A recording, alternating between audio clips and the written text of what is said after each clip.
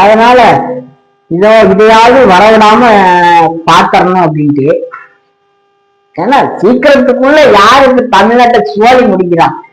இப்போ நாம் தமிழர் கட்சி பிள்ளைகள் வந்துட்டு தமிழ் தேசிய அரசியல் வந்துட்டு ஏன்டா நான் கர்நாடகாரண்டா தண்ணிக்கு பிச்சை எடுக்கணும், ஏன் முல்லை பெரியாற்று தண்ணி எனக்கு இன்னும் கிடைக்கணும், என்கிட்டயே மழை நீர் இருக்கு, மலைகள் இருக்கு, நீர் தேக்கங்களை நானே உருவாக்கி என் வளத்தை என் நாட்டை தற்சார்பு பொருளாதாரமாக மாற்றுவேன் என்று நாம் தமிழர் கட்சி செந்தமிழ் சீமன் பல மேடைகள்ல சொல்வது உண்டு. அதை நடத்தி காட்டலாம்.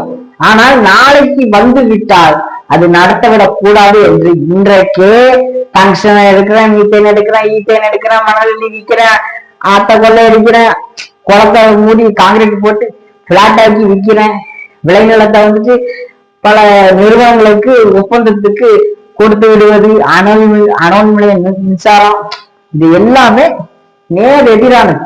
தமிழ்நாட்டை அழிக்கும் பொருட்டு இந்த திராவிடர்கள் ஆட்சி நடந்து கொண்டே இருக்கு. நல்லா பாருங்க, ஒரு பக்கம் மக்கள் தன் சொந்த நிலம் பறிபெயரக்கூடாது, தன் சொந்த நிலத்தை அழிவு காவு கொடுத்துடக்கூடாதுன்னு சொல்லிட்டு மக்கள் பேரணியாக பல லட்சம் பேர் சாதி மதத்தை கடந்து அந்த சொந்த ஊர் மக்கள் பல லட்சம் பேர் கூடி போராடுறாங்க, பெரியவங்க முதல் சிறியவங்க வரை. ஏன்னா நமக்கே தெரியும், டங்ஷனுக்கு 1000 அடிக்கு கீழே அவன் ஆழ்குலையை போட்டு டங்ஷன் எடுக்கிறேன் அப்படிங்கிறான். இது வேற எங்கேயுமே கிடைக்காதா? நல்ல செழிப்பு மிக்க நல்ல வளமையான அந்த அயற்றாப்பட்டி அந்த கிராமத்துலதான் உனக்கு இருக்காடா? இவன் மத்திய அரசை கூட சொல்லுவான். ஆனா 10 மாசத்துக்கு முன்னே கையெழுத்து அந்த ஒப்பந்தத்துக்கு கையெழுத்து இட்டவர் மு.க. ஸ்டாலின் அவர்கள். கருணாநிதி பையன் ஸ்டாலின் அவர்கள் தான் இதுக்கு கையெழுத்து போட்டுட்டு இந்த 10 மாசம் இதை பத்தி பேசாம இன்னைக்கு நான் உயிரோடு இருக்கும் வரை டங்ஷன் இங்க எடுக்க விட மாட்டேன் அப்படின்னு பேசினாங்கல்ல, போன வாரங்கள்ல பேசினாங்கல்ல. அப்போ இப்போ நேரத்து கதைகளுங்க, இந்த பக்கம் மக்கள் போராட்டம், இந்த பக்கம் எப்படி தமிழ்தாய் வாழ்த்து தான் நாங்க முதல்ல பாடுவோம், தேசியத்துல பாட மாட்டோம்னு அவரு ராஜிய நிச்சு வெளியே போறாப்புல, அன்னைக்கு நீங்க வெளியே போய் நாங்க போராட்டம் பண்ண போறாங்கல்ல. டே நீங்க ஆளு வச்சுரா, நீங்க என்னடா போராட்டம் பண்றது? நீங்க என்ன போராட்டம் பண்றது? ஆளு வச்சு நாங்க தேசிய இனத்தின் மக்கள், அடிமைப்பட்ட மக்கள், எங்கள் உரிமையை மீட்பதற்காக நாங்கள் போராடுவது சரி. நீ ஆளுங்கட்சியா இருந்துட்டு மத்திய அரசு நிலைக்கு நீ போராடுற.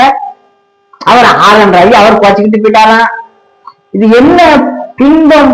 பூராமே நாடகங்கள்.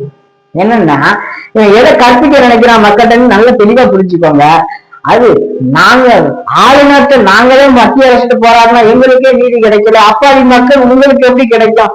அவங்க சொல்றதுதான்பா நாம கேட்கணும் அப்படிங்கிற மனநிலைக்கு கொண்டு வருவோம். அப்ப நான் என்ன கேட்கிறேன், அப்ப நீ இந்த மயில்காடா நீ தேர்தல் எலெக்ஷன் என்னன்னு ஓட்டு வாங்கி நீ இத்தனை 40 எம்பி வச்சுக்கிட்டு எம்எல்ஏ வச்சுக்கிட்டு ஆளுங்கட்சியான மயில்காடா இருக்கிற அந்தந்த மாவட்டத்துல மத்திய மாவட்ட கழகம், அந்த கழகம், இந்த கழகம்னு இவங்க ஒட்டுறாங்கல்ல, கொடிய பறக்க விட்டுக்கிட்டு, கொடிய அங்கேயும் பறக்க விட்டுக்கிட்டு, ஆமா என் ஜீவனே என் தேவனே அப்படின்னு வசனத்தை போட்டுக்கிட்டு சில்லறைகள் அப்படி செய்யுது.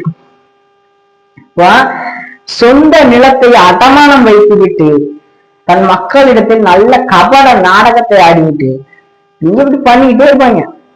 இப்போ மக்கள் சிந்திக்கணும். அப்ப அந்த பக்கம் அது இந்த மாதிரி ஒரு சூழல்ல போய்கிட்டு இருக்கு.